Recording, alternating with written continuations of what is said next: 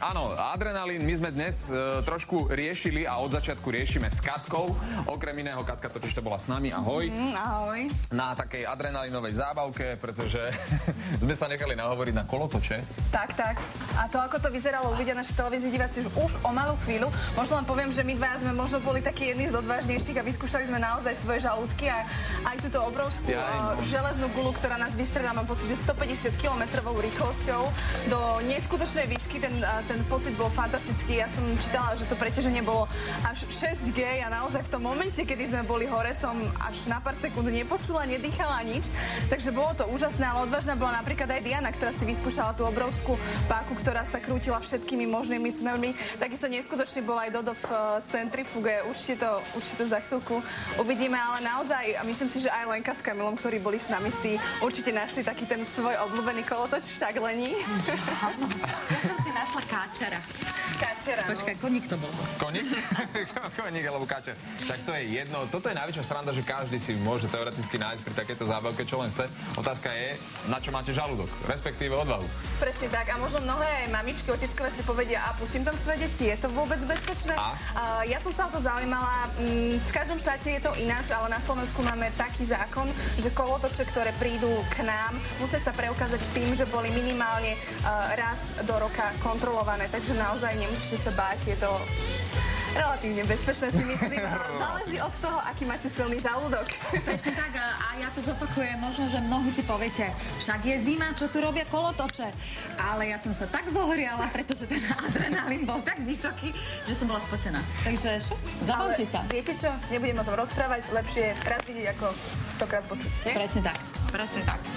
No a vy to aj tu vidíte, takže...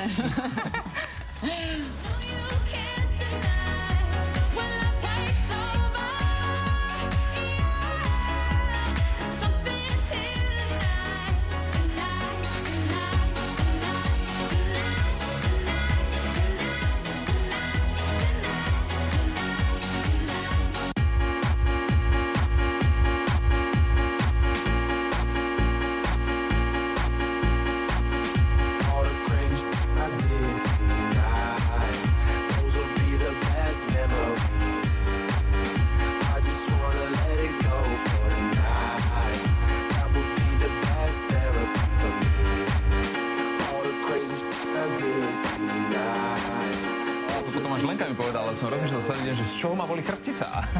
Ja som mal takú svalovicú, ale strašnú.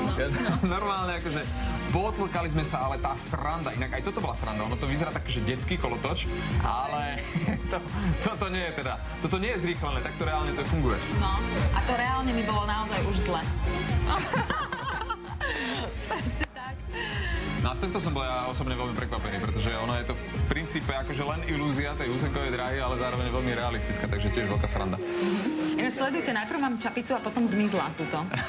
Pretože som tak búchla do druhého autička, že odletela čapica. Inak na tomto by som ja dokázal chodiť hodiny normálne. Tieto autička to ma od detstva už baví. To je detstvo. No mimochodom, milí televízni diváci, vy tu určite vidíte tieto hráčky a to Roman s Dodom povystrielali pre detičky, ktorým to venujeme. Čo ty na to? Áno, rozhodne. Takže ešte stále, ale hľadáme možno aj takú inšpiráciu. Je strašne veľa tých hračiek. Tak nám poradte, komu by sme mohli takto v predvianočný čas tieto hračky dať. Tak môžete posielať na našu mailovú adresu, respektíve na náš facebookový profil.